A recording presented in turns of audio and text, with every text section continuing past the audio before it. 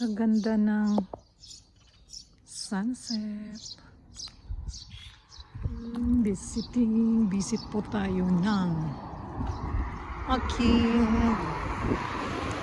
little garden.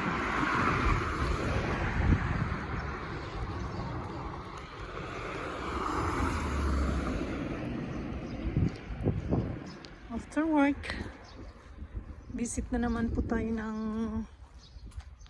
aking little garden. How's my garden?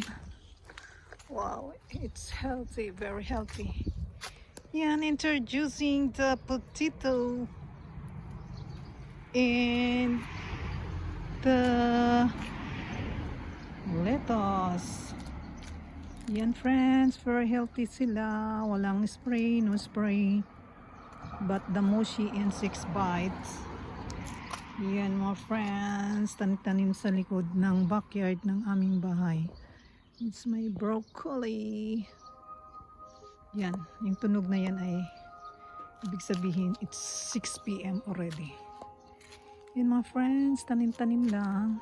Din may fig. Yan, medyo may bunga na siya. Pag nagbunga yan, I always upload this every yearly. Then the big one there ay kailangan ko pang putulin, ikakat, asking my friend to help. Dito lang po yan sa aking munting garden. Yan. Ang talong ko medyo kasi medyo malamig pa. Nakain ng uod yung kanyang dahon. Then the broccoli again, the potato. And then my strawberry. Ang bilis niyang mag-ano oh. Hala, ang bilis niyang mamula. Ayan, kainin natin friends. Kainin ko. Ang tigas ng ano niya oh. Hindi ko na hugasan. Kainin ko na. It's it. Kainin.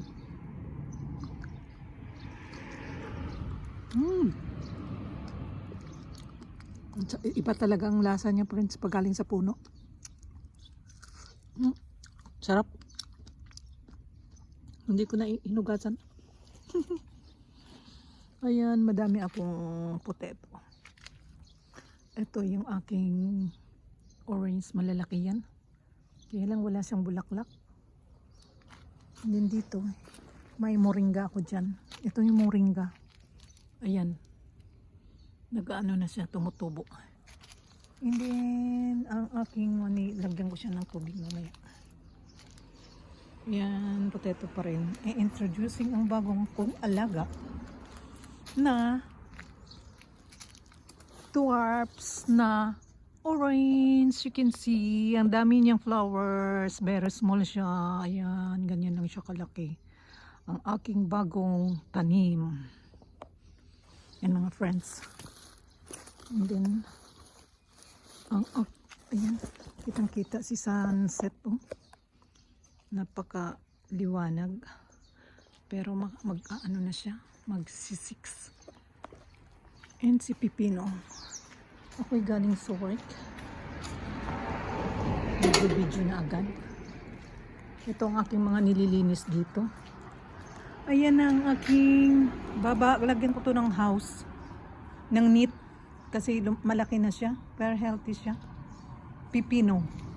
Cucumber. Din si ampalaya. Lagyan ko po ito ng neat. At saka ano ba yun? Mami sa Japan. Idamame. Parang beans na malalaki. Pwede siyang pulutan. Ganyan.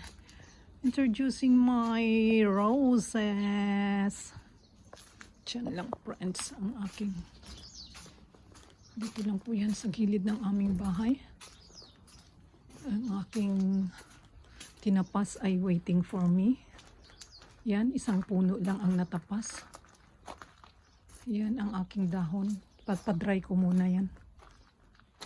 Ayan, waiting siya. Ayan ang aking natapas. Nag-iisa. Pero ang dahon niya napakarami. Ayan, lilinisin ko pa yan. Ako lang po dito ang naglilinis. Yan lang po ang ma-share ko sa inyo, ang aking hindi pa nalinis na garden. And my another orange. Ayan lang siya kalaki pero ang dami niyang bulaklak. Ayan, ayan, ayan. Sana tuloy-tuloy na siya para makatikim ako ng kanyang bunga. Pangalawang bunga pa lang niya yan eh. Kaya lang nalalaga siya pag minsan. Nalalaga siya, hindi siya tumatagal. This year, hindi ko nang alam kasi pinausukan ko po yan. Bye, bye, bye. Thank you for watching. Ito lang ang aking munting garden.